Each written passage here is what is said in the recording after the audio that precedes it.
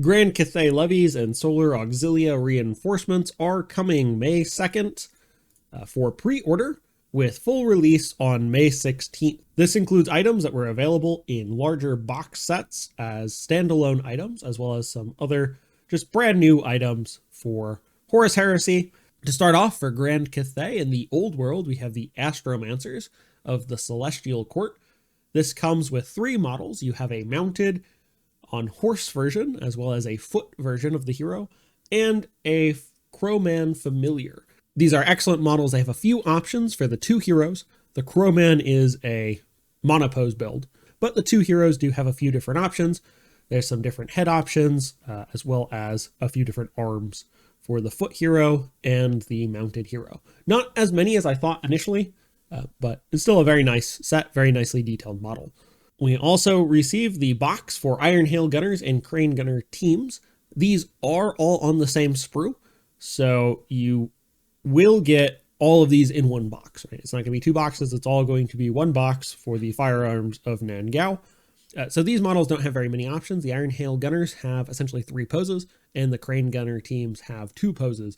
But there are not a ton of extras in the set. There are not actually any extras in the set, and they are relatively monopose kits. They do still look really good. They are highly detailed. They look great. I personally do not enjoy putting together the Crane Gunner teams. They're just a lot more pieces than I was expecting, but I think I went in with the wrong expectations. But they are all on the same sprue, and there are not leftovers whenever you're done. But you get a total of 20 models in the box, so that's very nice. Then there's the Peasant Levy. This has a bow and spear version, as well as the stuff to make the command squads. Now this should be a box of 20, so you should, I think, get 2 of the command squads so that you can have 2 full squads of 10, or 1 larger squad with 1 command squad. And all of these items were in the Defenders of the Great Bastion box set that came out a few months ago, I believe, which is a review on this channel. If you want to see an initial first look at those, you can check that out. So up next, we have the Karanite Ogryn section.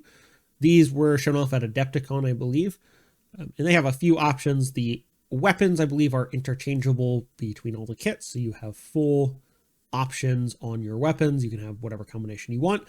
You have the closed helmet version, which I think looks better, but you also have this sort of open helmet version if you prefer that as well.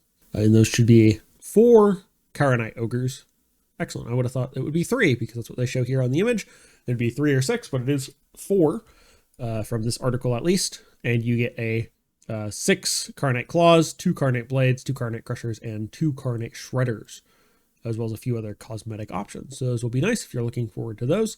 So up next, we have the Rapier Fire Support Battery, which is not just the weapon battery itself with Gunner, but also a spotter or support model, either reloading, maybe spotting, or just on guard as well. You get 2 platforms, each one able to mount 1 of 2 indirect fire weapons, the Rapid Fire Quad Launcher or the Mole Mortar.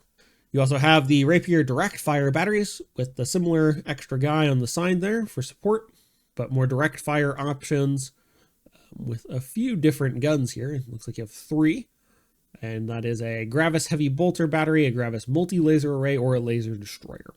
Up next, we have the Journal Tactica, the Battle of Talarn, Part 1, which will include a new mission pack for the Armored Spearhead, as well as new rules for the Dracosan Command Tanks and Spartan Prometheus Command Tanks, as well as the new Solar Auxilia Rapiers and the Karanite Ogryns.